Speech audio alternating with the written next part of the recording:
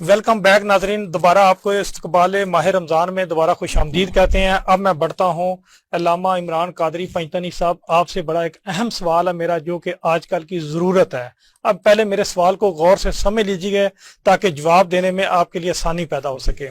मेरा आपसे सवाल ये है कि आजकल एक कारोबार ऐसा है कि लोग सोसाइटी से प्लाट खरीदते हैं 50 करोड़ का। ये एक मिसाल दे रहा हूँ मैं।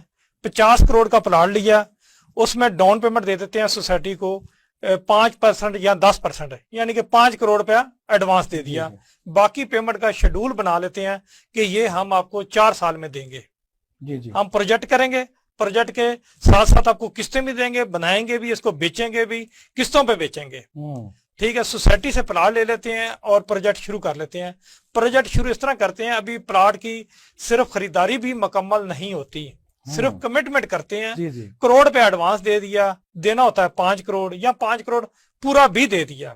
उसके बाद प्रोजेक्ट शुरू नहीं होता है, उसको सेल करने की तरफ चले जाते हैं। उस प्रोजेक्ट को सेल करते हैं किस्तों पे कि जनाब ये 3 साल का शेड्यूल है, ये अपार्टमेंट है, इसकी 70 लाख की टोटल कीमत है, ये 3 साल की किस्तों पे देंगे, इसका 10% एडवांस लेंगे, बाकी किस्तों में लेंगे आपसे, और साथ साथ प्रोजेक्ट बनाएंगे। साथ साथ हमारे कुछ दोस्त या लोग ताजर बरादरी वो ये करते हैं कि क्लाइंट को सब्ज बाग दिखाते हैं। वो सब्ज बाग ये दिखाते हैं कि जनाब ये 70 लाख का अपार्टमेंट है, आप 70 लाख यकमुश्त हमें दे दें। अच्छा, हम आपको इस पे रेंट भी देंगे।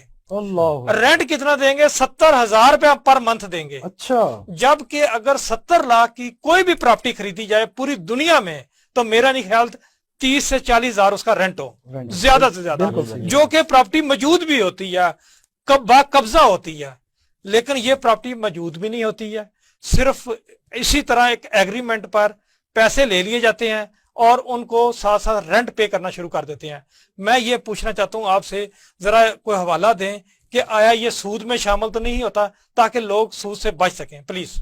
मैं सबसे पहले चौधरी मुश्ताक साहब आपको ऑन एयर पूरी कौम की तरफ से खराज तस्लीम पेश करता हूँ कि आपने हालात हाजरा के मुताबिक ये जो सवाल उठाया है, इस वक्त हमारी माशरे और सोसाइटी के अंदर, इस नासूर के अंदर ये तमाम जितने मामलात भी हैं, लोग इसके अंदर गिर चुके हैं और ये एक बीमारी है और ये इंसान को तबाह और बर्बाद कर रही है।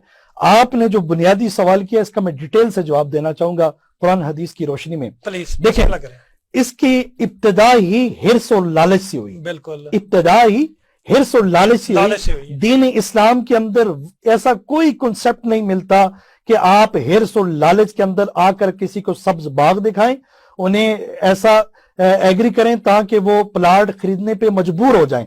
दीन इस्लाम ने वाज़े तौर पर मना फरमाया है और दीन इस्लाम के अंदर कोई ऐसा कॉन्सेप्ट नहीं मिलता।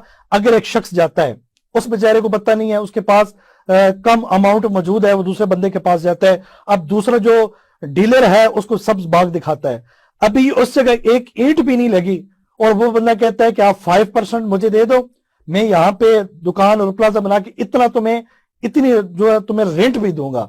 अब ये बिल्कुल सूद के जुमरे में आता है।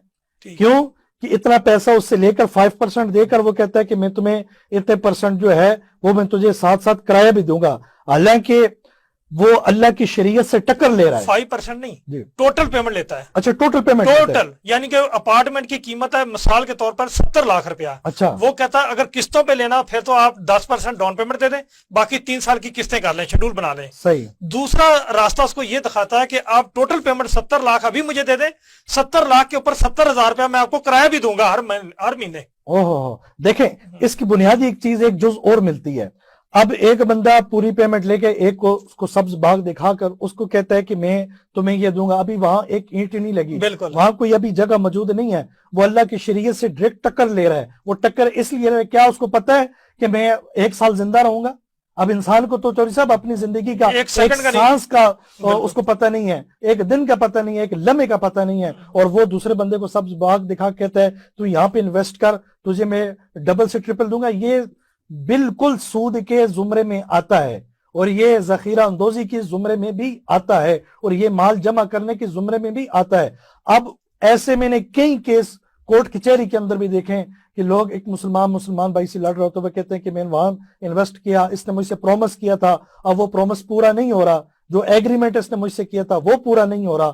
تو اس طرح کے ایک اپنے مسلمان بھائی کو سبز باغ دکھا کر یہ کہا کہ آپ اتنا انویسٹ کرو، میں آپ کو یہ دوں گا، یہ دین اسلام کے اندر ایسا کوئی کنسپٹ ملتا نہیں ہے. سرکار دو عالم صلی اللہ علیہ وسلم نے منع فرمایا ہے.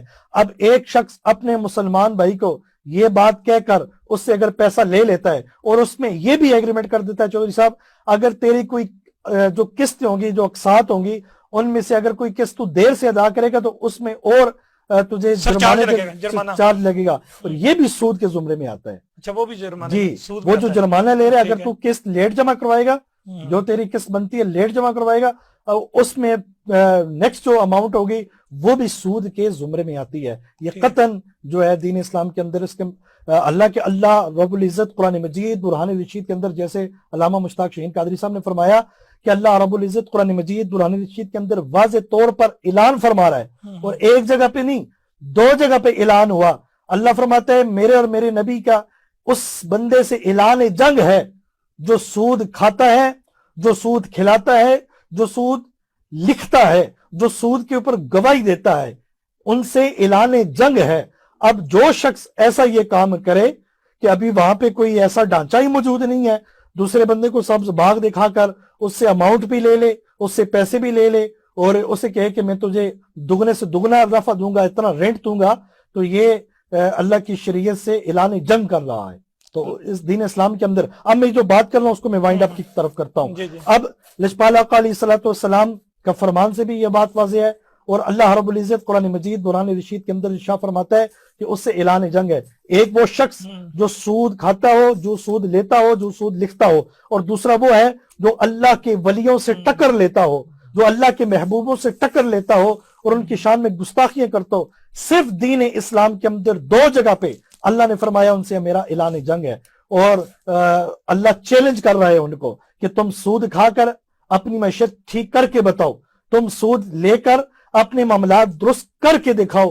کہ جو مومن ہوتا ہے وہ تو اللہ سے چیلنج چوری صاحب نہیں لے سکتا، وہ تو شریعت کے سامنے اپنے گھٹنے ٹیک دے گا. اسے پتہ ہے کہ اللہ اور اس کے رسول نے واضح طور پر اعلان فرما دیا ہے.